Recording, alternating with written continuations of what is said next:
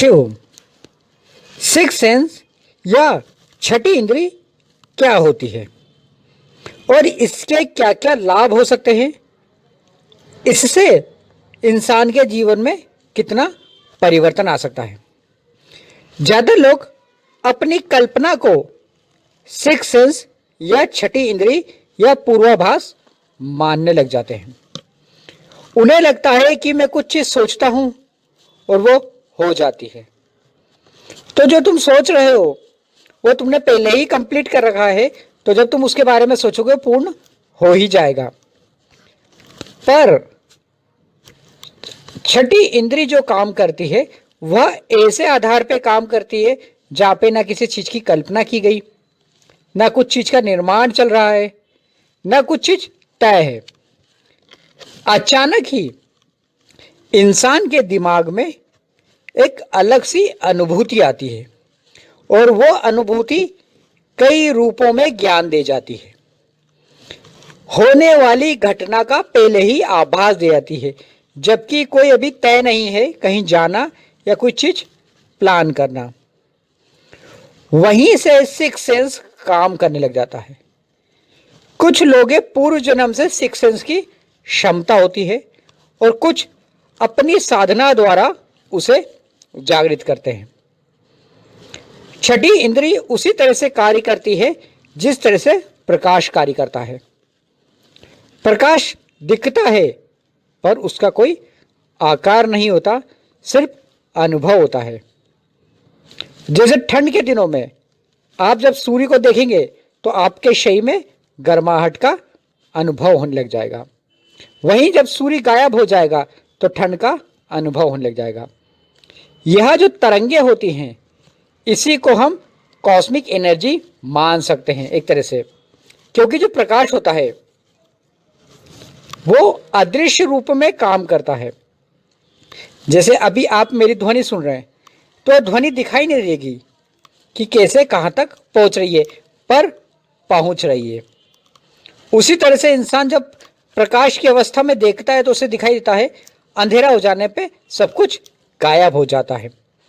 यही six sense के पूर्व लक्षण होते हैं। सिक्स सेंस क्या करता है कि तुम्हें पहले से ही सब चीजों के बारे में सूचना देता है।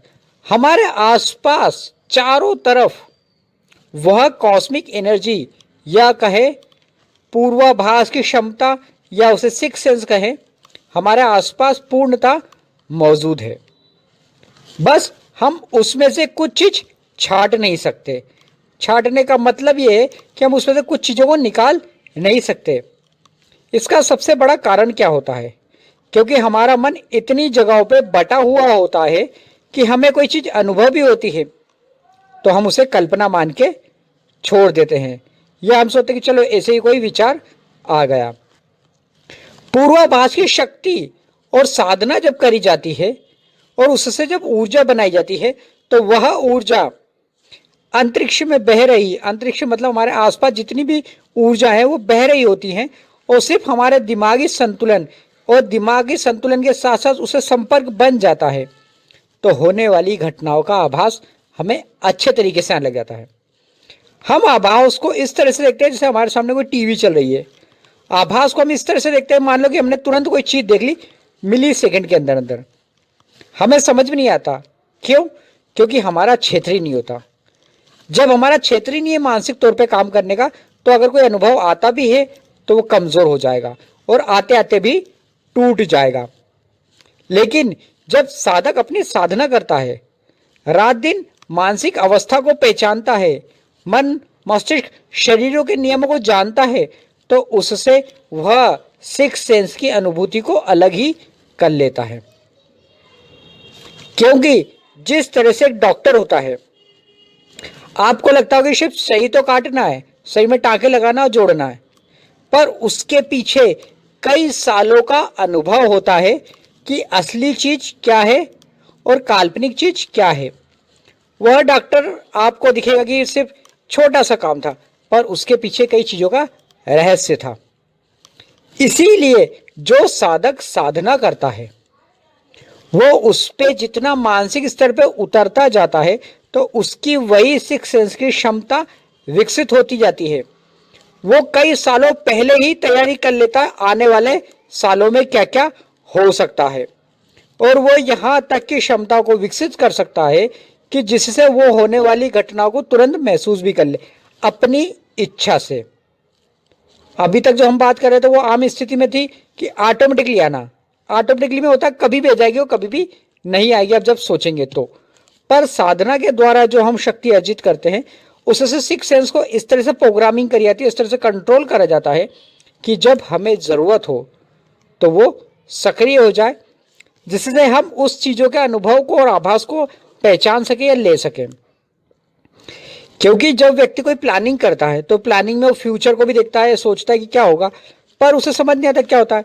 फिर वो किसी ज्योतिष के पास जाता है, किसी एस्ट्रोलॉजी के पास जाता है, या कोई नंबर संबंधित जो विज्ञान होता है उसके संबंधित जाता है। अब वो खोजता है, कुछ बता दे, कोई क्या बता दे, तो कुछ लोग कुंडली योग और इसके योग के अनुसार बता दे कि ऐसा होता है। पर अगर साधक ने अपनी साधना द्वारा सिक्स सेंस को एक्टिवेट करा है तो उसकी जो प्लानिंग है, यानी उसने जो सो सोच रखा है कि कैसे कैसे क्या क्या करना और कैसे कैसे सफल होना है, तो उसके बीच होने वाली घटना उसको समझने लग जाएंगे। हर चीज उसकी एक प्लानिंग होगी, हर चीज तरीकेबद्ध होगी, क्योंकि उसको पता चल रहा है कि कहाँ गड़बड़ हो सकती है और कहाँ दिक्कतें आ सकती हैं। इसीलिए जो सिक्स सेंस को सक्रिय कर लेता है वो अपने अनुभव के साथ साथ अच्छे स्तर पे सफल हो जाता है। दूसरा कि जिसका सिक्स सेंस अच्छा होता है उसको आत्मज्ञान, ब्रह्म ज्ञान और समाधि सिद्धि शक्तियों के भी चीज़ों का ज्ञान हो लग जाता है। क्योंकि सिक्स सेंस का मतलब ये नहीं कि सिर्फ तुम्हें भौतिक जीवन में होने वाले काम ही दिखाई देंगे, यहाँ पे आध्यात्मिक जीवन में भी कई चीज़ें होती जाती हैं। सिक्स सेंस के द्वारा व्यक्ति मंत्रों का, मंत्रों के रहस्यों का, योग योग के रहस्यों का, आत्मा परमात्मा इनके रहस्यों को भी जानने लगता है, क्योंकि उसकी सिक्स सेंस एक्टिवेट हो गया है। यहाँ पे सब कुछ संयम, नियम और साधना पे टिका होता है। त्राटक साधना द्वारा आज्ञा चक्र त्राटक होता है, सांभवी मुद्रा होती है, अलग अलग त्राटक होते हैं जिसके द्वारा तुम अपने सिक्स सेंस को एक्टिवेट कर सकते हो। कि त्राटक में बहुत सारी विधियां हैं जिसके साधक अपनी मानसिक शक्ति को विकसित करता है, जैसे क्रिस्टल बॉल पे हुआ, दिए पे हुआ, दर्पण पे हुआ, बहुत सारे अलग अलग त्राटक हैं। पर यह ध्यान रखिए कि सबसे पहला नियम संयम है, क्योंकि आप जब भगना शुरू करते हैं, दौड़ना शुरू करते हैं, तो आपका सिक्स सेंस फेल हो जाता है। क्योंकि यहाँ पे भटकना नहीं है, भगना नहीं है, रुकना है, स्थिर होना है, और जो रुक जाता है उसे सिक्स सेंस का अच्छा अनुभव हो जाता है। इसीलिए संयम रखें, अपनी त्राटक साधना को पूरी तरह से फोकस करें, उसके नियम बताकर वो करें, उसके बाद अपना ध्यान पे ज़्यादा केंद्रित करें। जब ध्यान केंद्रित हो जाए तो अपनी मानसिक अवस्था में ज़्यादा से ज़्यादा रहने की कोशिश करें, क्योंकि जो व्यक्ति ज़्यादा से ज़्यादा मानसिक अवस्था में रह सकता है वो सिक्स सेंस का सबसे अच्छा उपयोग कर सकता है। शिवम।